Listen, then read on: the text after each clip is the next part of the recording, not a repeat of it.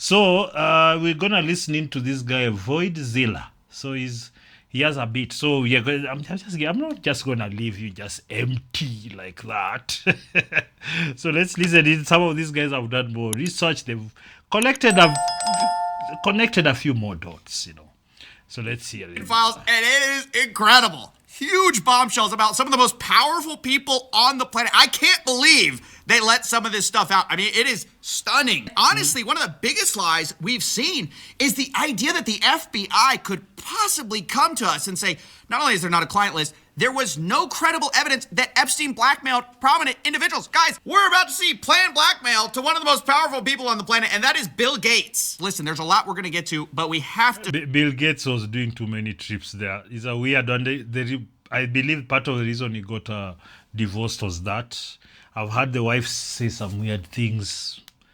Like when she was saying that she saw the Epstein and said you shouldn't hang out with him, but then she said it was an issue. Start with probably the craziest 3 revelation million documents. Which is Jeffrey Epstein emailing himself about Bill Gates. Now, if you don't know, Bill Gates and Epstein had a relationship post 2008. That's a big year. You're going to hear a lot today because 2008 was the time that Epstein pled guilty for soliciting of somebody under the age of 18. He was a predator at this point. Everybody knew it. Now, eventually, Bill Gates would get divorced when all of this came out. Melinda Gates said it was part of the direct cause for the divorce. She said she met Epstein and said he was evil. He was evil personified. Oh, thank you. You have to understand, this is like Bill Gates' kryptonite. He's one of the richest men on the planet. He's got this huge philanthropy arm. But this relationship with Epstein has been a huge problem for him. The philanthropy arm has been used by Bill Gates to get into markets, to sell his products, to also launder his image.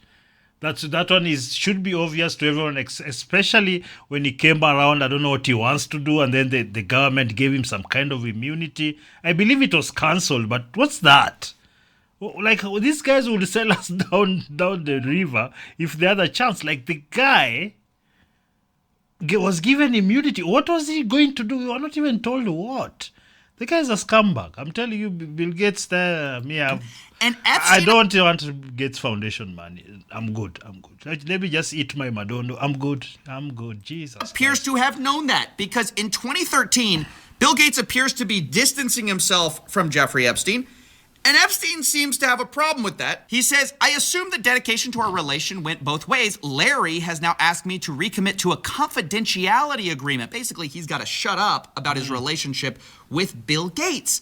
And this is where the blackmail starts, and it comes in the form of like, if I were you, I would do X if I were the type of guy that you should be. Yeah. He says, in that regard, I suggest I buy you the house that you had your heart set on. In addition to 5 years of severance, we'll buy you out of the investment contract we agreed upon, 30 to 40% of an $100 million partnership for $30 million in today's terms. That's what I would have done had I been in your shoes. Then he lays out what he has on Bill Gates, or what he says he has. Quote, to add insult to injury, you subsequently, with tears in your eyes, implore me to delete the emails I had regarding your STD. Your request that I provide you antibiotics that you could surreptitiously give to Melinda, and the description of your I mean, this is insane.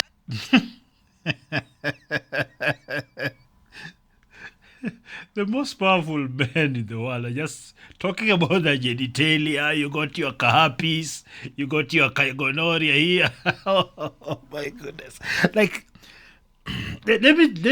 see, maybe it's because we don't have this level of power and money, is it? But no, I don't think so. I do not think so. If you want maybe to enjoy the good things of life, there are so many legally wonderful, exciting things that happen. You don't have to go some weird sexual activity and rituals. Oh, more money. Oh, God. Whatever. You don't need to do that. Especially when you've been given, when you're a builder, you manufacture things, you have products and services that the world uses, you're making money hand over fist. Like, it's so weird to see these people behave like this. Because say if you wanted women, you can have a harem and they'll be like, fine, maybe I'm Bill Gates number 16, I'm fine. Yes, I'm okay. My Bentley is here and my mansion. I'm fine. It's and if you want just the most exquisite women you can get, but no, These weirdos, you have to do this. For me, I'm telling you, I was blackpilled towards like a lot of these powerful people or politicians, the rich guys, the world leaders, you all economic forum. Then you realize they're all just thieves, just weirdos and thieves, just doing the worst things in the world, but somehow thinking, you need to be inclusive and, you need to, like, shut up.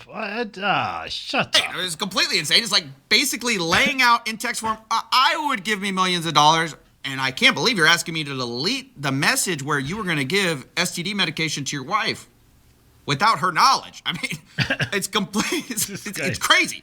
It's just completely obvious what he's doing here. It's just a nudge, nudge, wink, wink. Here's what you should do. But now that coming out after Epstein's death, this looks really bad for Gates, obviously, because you usually wouldn't blackmail somebody for something that's... There's a way Bill Gates just said, yeah, now he's dead. So, like, the way he was asked, the way he responded, it was the weirdest thing.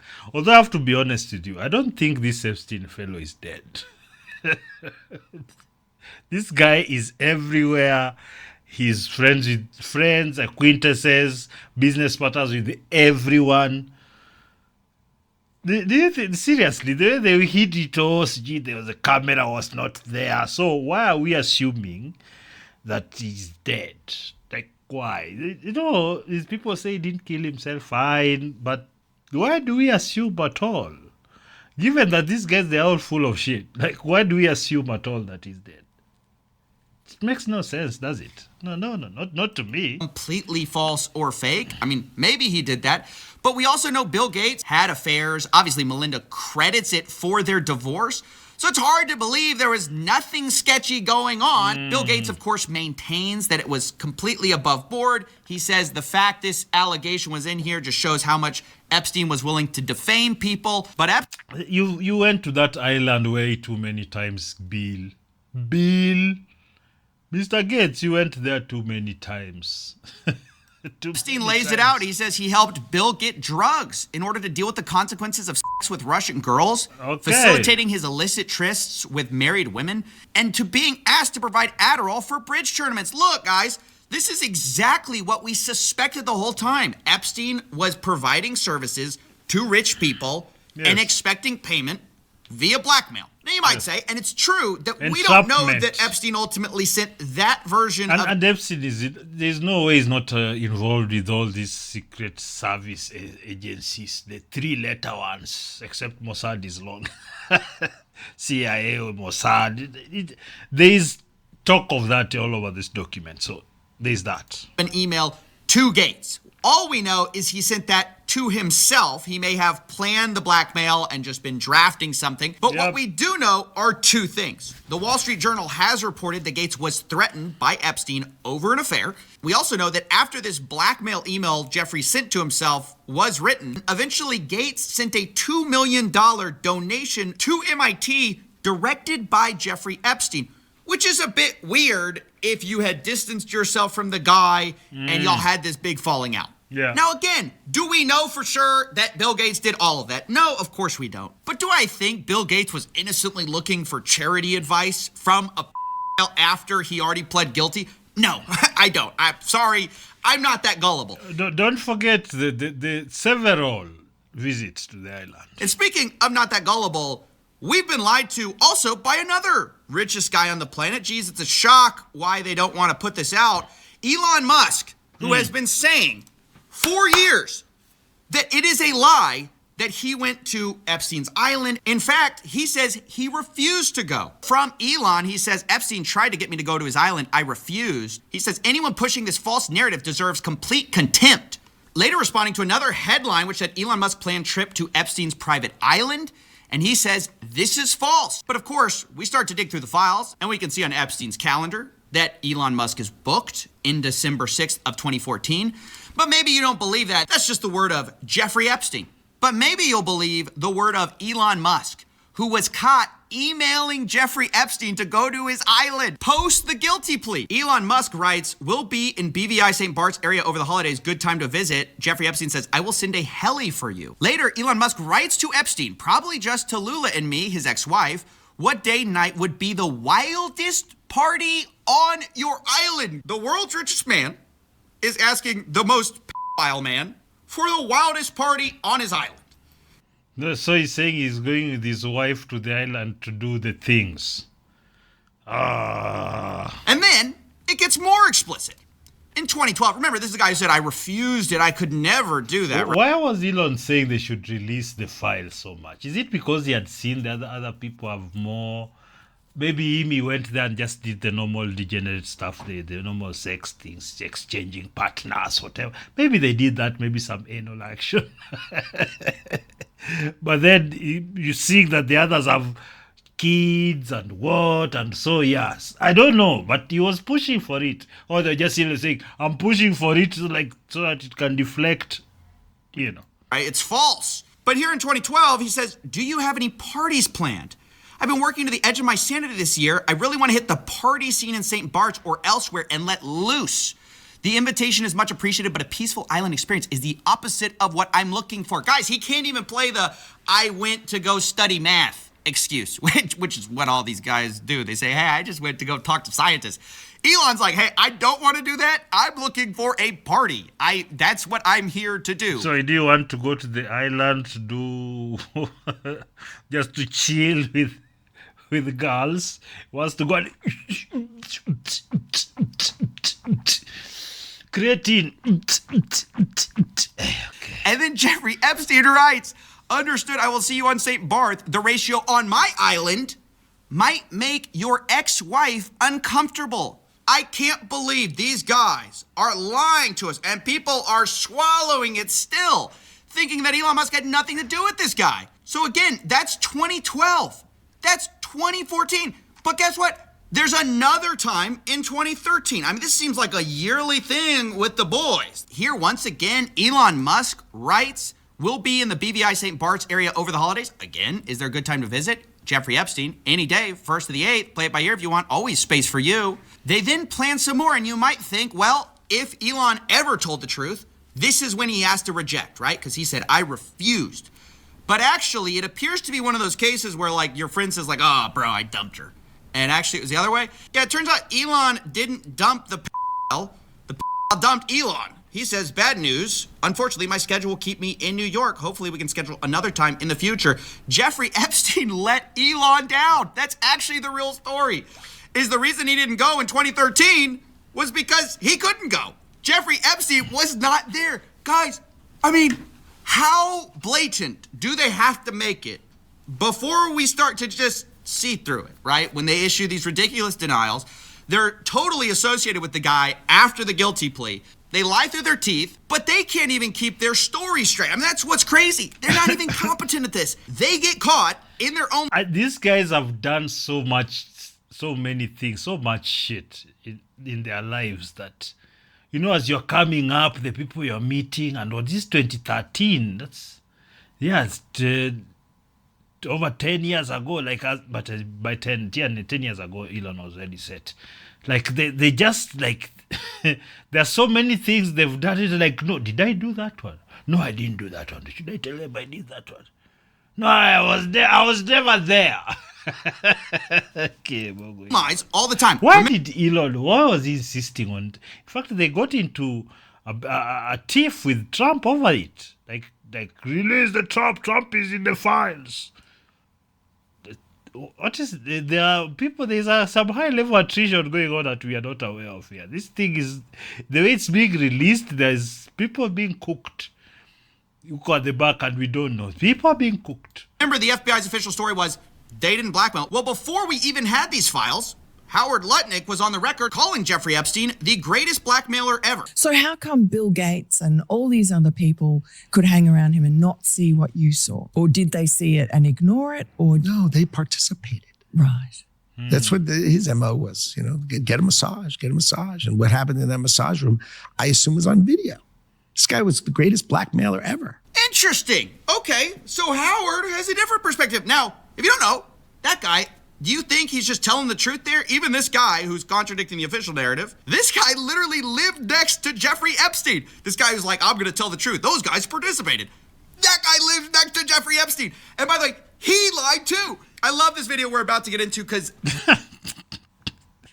Everybody, hey. this guy, Mr. He's the greatest blackmailer ever, does he know something we don't know? Because it's interesting, Mr. I'm his neighbor had to also explain how he had nothing to do with Jeffrey Epstein. And he lays it out pretty simply. He goes, yep, I lived next to him, but in 2005, I had such a horrible experience that I knew I could never talk to him again. He was your neighbor for 10 years. How well did you know him? We move in 2005.